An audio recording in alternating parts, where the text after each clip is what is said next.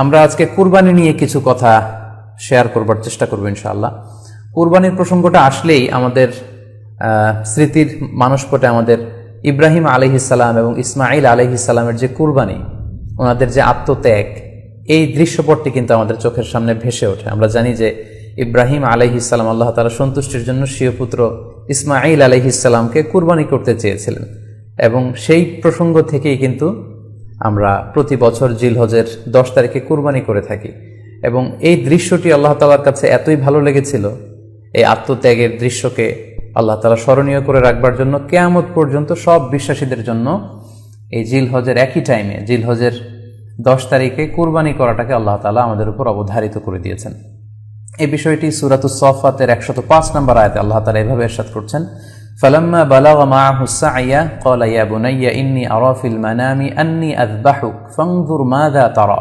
অর্থাৎ ইসমাঈল আলাইহিস সালাম যখন একটু বড় হলেন, বাবার সাথে হাঁটতে পারেন, দৌড়াদৌড়ি করতে পারেন, ঠিক তখন ইব্রাহিম আলাইহিস সালাম স্বপ্নে দেখলেন যে তিনি ইসমাঈল আলাইহিস সালামকে কুরবানি করছেন, এবং স্বপ্ন দেখেই তিনি সরাসরি ছেলের সাথে কনসালটেশনে গেলেন, পরামর্শ করলেন যে বাবা, আমি তো স্বপ্নে দেখেছি যে আমি তোমাকে কুরবানি করছি, ফানজুর মাযা তারা, what do you think about it, what's your opinion about it, তোমার মতামত কি সেটা তুমি আমাকে বলো। তখন সাইয়েদনা ইসমাঈল আলাইহিস সালাম অত্যন্ত সাহসিকতার সাথে বলিষ্ঠ একটি জবাব দিয়েছিলেন, সেটাও আল্লাহ তাআলা কোরআনে সরাসরি কোট করেছেন। তিনি বলেছিলেন, ক্বালা ইয়া আবাতি ফাআল মা তু'মার সাতাজিদুনি ইনশাআল্লাহু মিনাস সাবিরিন। অর্থাৎ, হে আমার সম্মানিত পিতা, আপনি যেমনটি স্বপ্নে দেখেছেন, আল্লাহ তাআলা আপনাকে যেমন আদেশ করেছে আপনি ঠিক তেমনটিই করুন, আপনি ভয় পাবেন না, ইনশাআল্লাহ আপনি আমাকে ধৈর্যশীলদের অন্তর্ভুক্ত পাবেন। একটু কি কল্পনা করা যায় যে সাইয়েদনা ইসমাঈল আলাইহিস সালাম, ছোট্ট শিশু, তিনি যখন শুনলেন যে বাবা তাকে কুরবানি করবে, জবাই করবে, তার প্রত্যুত্তরে তিনি বলেছিলেন, বাবা, আমি ভয় পাচ্ছি না, আমি আপনাকে নিয়ে চিন্তিত, আপনি ভয় পাবেন না, বরং আপনি যা আদিষ্ট হয়েছেন আপনি তাই করেন। কারণ নবীরা যখন স্বপ্নে কিছু দেখে, সেটা সাধারণ মানুষের মতো স্বপ্ন নয়, সেটা ওহী, সেটা আল্লাহর পক্ষ থেকে আদেশ।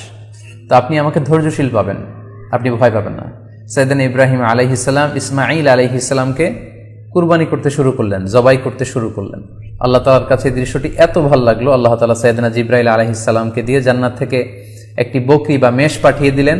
সাইয়েদনা ইসমাঈল আলাইহিস সালামকে ছুরির নিচ থেকে সরিয়ে ফেলা হলো, আর সেখানে ইসমাঈল আলাইহিস সালামের পরিবর্তে একটি জান্নাত থেকে আনা বকরি বা ছাগলকে সেখানে কুরবানি করা হলো। আল্লাহ তাআলা বললেন, কদ সাদ্দাকতার রুইয়া, ইব্রাহিম, তুমি তো তোমার স্বপ্নকে সত্যায়ন করেছো, বাস্তবে রূপান্তরিত করেছো, তুমি তো এই কঠিন পরীক্ষায় সফলতার সাথে উত্তীর্ণ হয়েছ। সাইয়েদনা ইব্রাহিম আলাইহিস সালাম পরীক্ষায় উত্তীর্ণ হলেন, এবং বাপ বেটার এই দৃশ্যায়নটি আল্লাহ তাআলার কাছে এত ভালো লেগেছে, আরশের উপর থেকে আল্লাহ তাআলা এত পছন্দ করেছেন ওনাদের স্যাক্রিফাইসকে, কুরবানিকে, কিয়ামত পর্যন্ত আমরাও যাতে কুরবানি করি, আল্লাহ তাআলা আমাদের জন্য এটাকে অবধারিত করে দিয়েছেন।